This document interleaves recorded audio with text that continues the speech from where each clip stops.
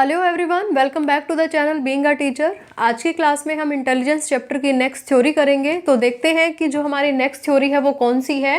Sternberg triarchic theory, इसे हम दूसरे नाम से भी जानते हैं ट्रियार्किक थ्योरी ऑफ इंटेलिजेंस, और हिंदी में बात करें तो इसे हम कहते हैं बुद्धि का त्रितंत्र सिद्धांत।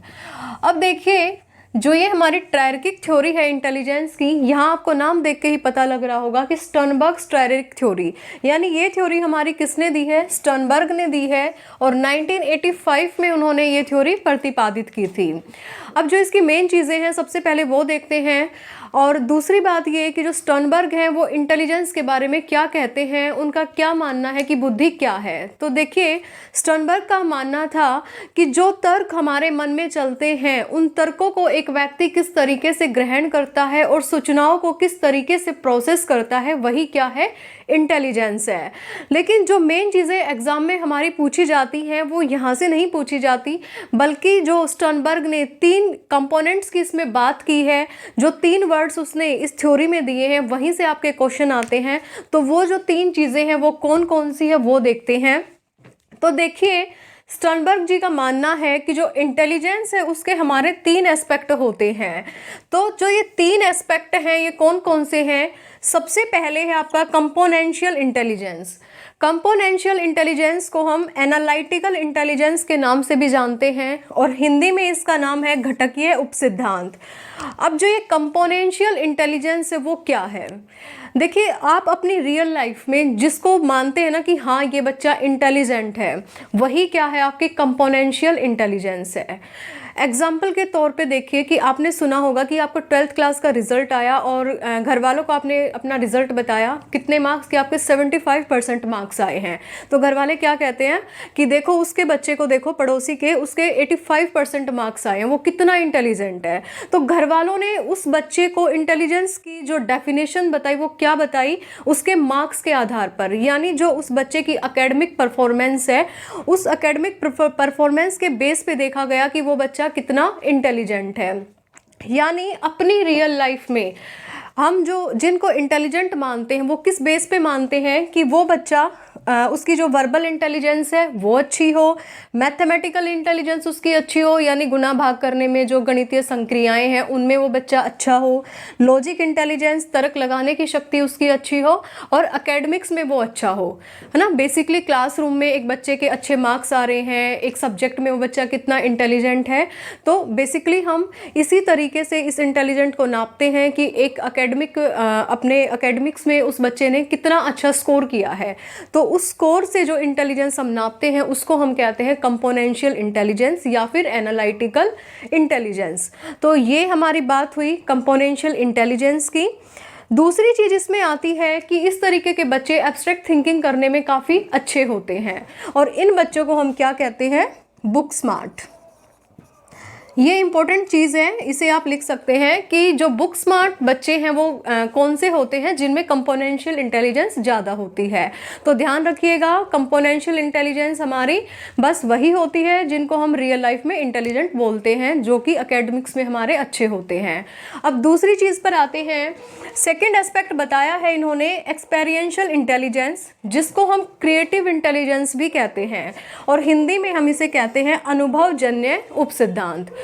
अब इसमें जो इन्होंने ये एस्पेक्ट लिखा है, इसमें 2 नाम है, एक्सपेरियंशियल और क्रिएटिव। सबसे पहले इनको समझिए आप कि इनका मतलब क्या है। क्रिएटिव कौन होता है? बेसिकली हम सोचते हैं कि एक बच्चा बैठा है और उसके माइंड में एकदम से कोई आइडिया आया और उस आइडिया पे उसने काम किया, वो हो गया क्रिएटिव। लेकिन क्रिएटिव का मतलब ये नहीं होता है। अगर हम जेन्युइन तरीके से देखें तो एक ऐसा व्यक्ति जो उस फील्ड में काफ़ी टाइम से काम कर रहा है और काम करते करते वो एक अच्छा तरीका उस चीज़ का करने का निकालता है, उसको हम कहते हैं क्रिएटिव थिंकिंग। ठीक है, इसका एग्जाम्पल भी मैं दूंगी, पहले इसको समझते हैं। और जो एक्सपेरियंशियल इंटेलिजेंस है, इसका ध्यान रखना है, यहाँ पे इसका मतलब एक्सपेरिमेंट से रिलेटेड नहीं है, इसका मतलब है एक्सपीरियंसेस से रिलेटेड। ठीक है, वो कैसे है देखिए। Create new things ideas with the help of previous knowledge.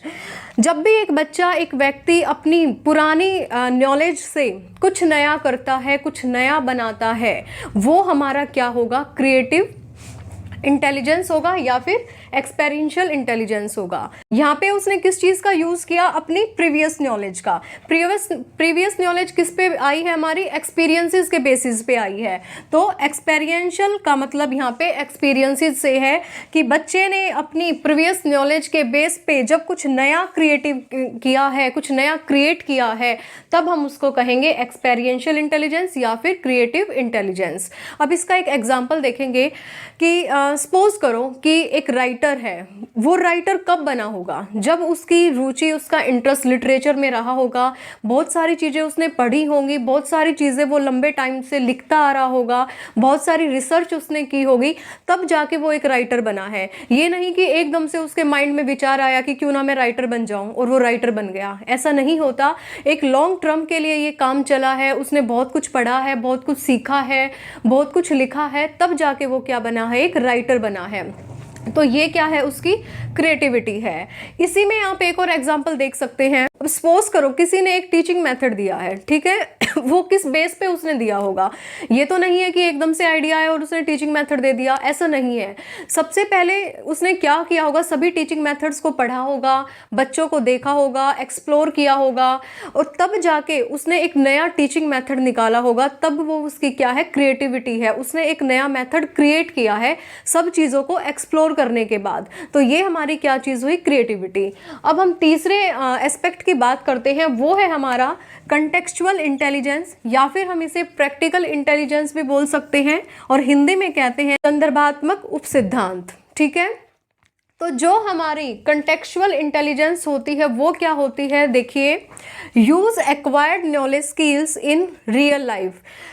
किसी भी बच्चे ने जो नॉलेज अपनी ली है आज तक, या जो स्किल्स उसने अपनी सीखी हैं, उनका रियल लाइफ में यूज़ करना ही हमारा क्या होगा, कंटेक्चुअल इंटेलिजेंस या फिर प्रैक्टिकल इंटेलिजेंस। अगर आप इसके नाम से समझेंगे तो आपको ज़्यादा जल्दी समझ में आएगा। प्रैक्टिकल इंटेलिजेंस यानी कि किसी भी सीखी हुई चीज़ को प्रैक्टिकली अपनी लाइफ में करना हमारा क्या होगा, कंटेक्चुअल इंटेलिजेंस होगा। एग्जाम्पल के लिए हम देखेंगे कि सपोज करो कि मैंने कभी एडिटिंग सीखी होगी, ठीक है, कभी भी, लेकिन आज जब मैं YouTube वीडियोस बना रही हूँ तो मैं उस एडिटिंग का यूज़ करती हूँ। तो अब वो एडिटिंग जो मेरी यूज़ हो रही है वो मेरी प्रीवियस स्किल्स की वजह से यूज़ हो रही है, क्योंकि पहले कभी मैंने उसको करना सीखा था, लेकिन आज जब मैं प्रेजेंटली उस एडिटिंग को यूज़ कर रही हूँ तो वो मेरी क्या है, प्रैक्टिकल इंटेलिजेंस है। यानी अपनी पुरानी सीखी हुई नॉलेज या स्किल को अपनी आज की करंट लाइफ में ऑन द स्पॉट यूज़ करना क्या होगा, हमारा प्रैक्टिकल इंटेलिजेंस। इसका एक और एग्जाम्पल देखिए कि एक बच्चा है, ठीक है, भूकंप आ जाता है तो वो एकदम से उसके माइंड में क्या आता है कि मैं अगर किसी हैवी चीज़ के नीचे छिप जाऊं या अपने सिर को छिपा लूं तो शायद मैं बच जाऊंगा चोट लगने से। तो जैसे ही भूकंप आता है तो बच्चा देखता है कि पास में एक टेबल है और वो टेबल के नीचे छिप जाता है। तो जो उसने ये काम किया प्रैक्टिकली, ये उसने कभी ना कभी सीखा होगा या कभी ना कभी उसे किसी ने इस चीज़ को बताया होगा, तभी आज वो उस काम को कर पाया। तो यानी पहले सीखे हुए काम को या अपने एक्सपीरियंस को रियल लाइफ में यूज करना ही हमारा क्या होगा, कंटेक्चुअल इंटेलिजेंस। अब जो इस तरीके के लोग होते हैं उनको हम कहते हैं स्ट्रीट स्मार्ट। Street smart. तो ये दो चीज़ें आपको याद रखनी है कि कंपोनेंशियल इंटेलिजेंस वाले जो लोग होते हैं उन्हें हम बुक स्मार्ट के नाम से जानते हैं, और जो हमारे कंटेक्चुअल इंटेलिजेंस वाले होते हैं उनको हम स्ट्रीट स्मार्ट से जानते हैं। तो बड़ी इजी सी थ्योरी थी। अगर इन तीनों एस्पेक्ट्स के नाम को आप अच्छे से समझ लोगे कि किस नाम का मतलब क्या होता है, तो आप इजिली इन क्वेश्चंस को कर देंगे, क्योंकि सिर्फ समझने वाली चीज़ें हैं, इसमें रटने वाला कुछ भी नहीं है। तो आज की वीडियो में इतना ही, अगली थ्योरी नेक्स्ट वीडियो में। Thank you, have a nice day.